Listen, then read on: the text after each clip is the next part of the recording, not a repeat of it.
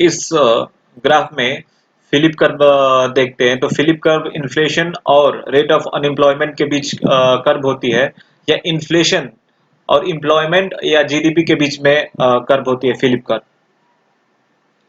तो Philip curve हम पिछले वीडियो में पढ़ चुके हैं, तो आप वहां से देख सकते हैं। इसमें हम इस वीडियो में हम स्टैगफ्लेशन समझेंगे थ्रू फिलिप कर्व। तो इसमें हम देखते हैं कि जो कर्व वन है स्टैगफ्लेशन में, वो कर्व शिफ्ट हो जाती है कर्व ऐसे सेकेंड टू पोजीशन पे। तो फिर इसका इम्पैक्ट क्या होता है कि रेट ऑफ अनएम्प्लॉयमेंट तो सेम रहता है एक, लेकिन इन्फ्लेशन उस रेट ऑफ एम्प्लॉयमेंट पे बढ़ जाता है। अर्थात जीडीपी जीडीपी क्या होता है कि वो सेम रहता है, एम्प्लॉयमेंट सेम रहती है, लेकिन इन्फ्लेशन जो है वो स्टैगफ्लेशन के केस में वो बढ़ जाता है, वो दुगना हो जाता है, कभी कभी 3 गुना हो जाता है, या हाइपर इन्फ्लेशन में तो कई गुना हो जाता है। तो हम इस कर्व के थ्रू समझेंगे फिगर वन के थ्रू। यहाँ पे हम देख रहे हैं कि कर्व वन में हमारा इन्फ्लेशन जब अनएम्प्लॉयमेंट 20% रहता है तो इन्फ्लेशन 5% है। लेकिन जब स्टैगफ्लेशन का कंडीशन आता है, तो स्टैगफ्लेशन का कंडीशन कब आता है?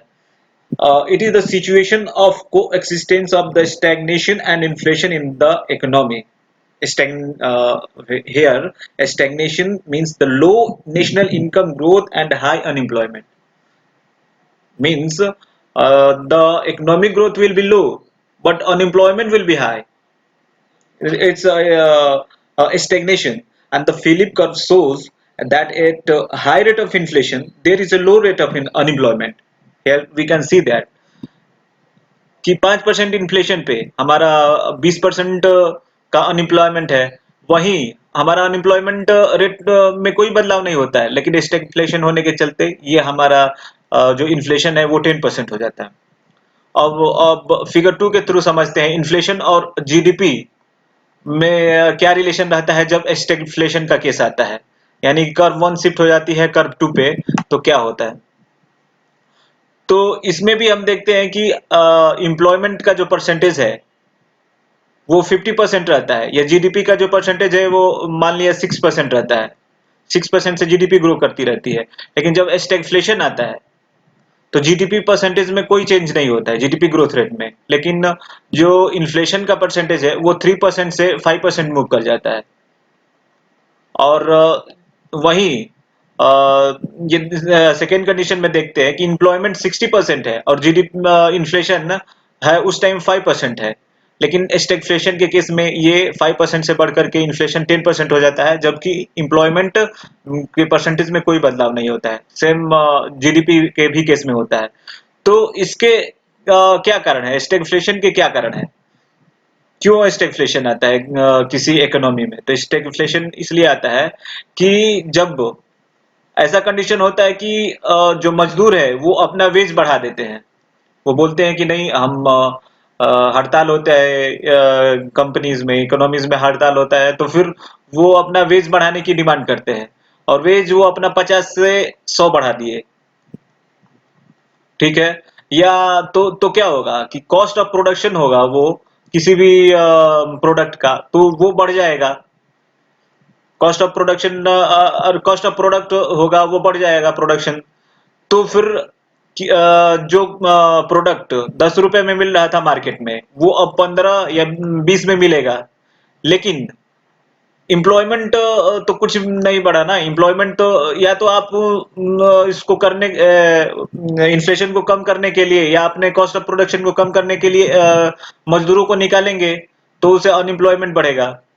या अगर आप उसी एम्प्लॉयमेंट रेट पे कॉस्ट ऑफ सप्लाई अपना बनाए रखना है, तो कॉस्ट ऑफ प्रोडक्शन आपको बढ़ाना पड़ेगा। और कॉस्ट ऑफ प्रोडक्शन या प्रॉफिट, कॉस्ट ऑफ प्रोडक्शन को निकालने के लिए या प्रॉफिट ज्यादा या प्रॉफिट उसी रेट में कमाने के लिए आपको जो वैल्यू है, वैल्यू ऑफ प्रोडक्ट जो होगा वो पहले से ज्यादा होगा।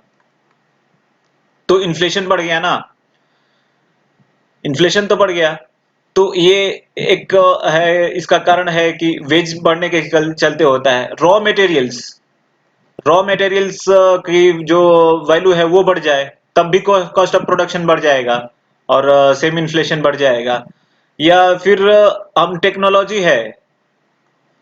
टेक्नोलॉजी हम पुरानी यूज कर रहे हैं, तो फिर कॉस्ट ऑफ प्रोडक्शन बढ़ेगा।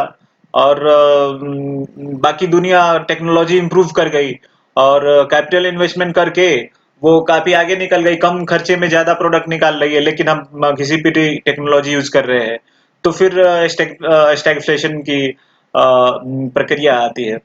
तो ये सब कारण है, जैसे कि कभी कभी कभी कभी हमारा इन्वेस्टमेंट कंपनी में बढ़ा है, कैपिटल इन्वेस्टमेंट बढ़ा है, लेकिन उससे हमारा प्रोडक्शन जो है उस पे इम्पैक्ट काफी नहीं, कुछ ज्यादा नहीं पड़ा, तो स्टैगफ्लेशन की प्रक्रिया आती है।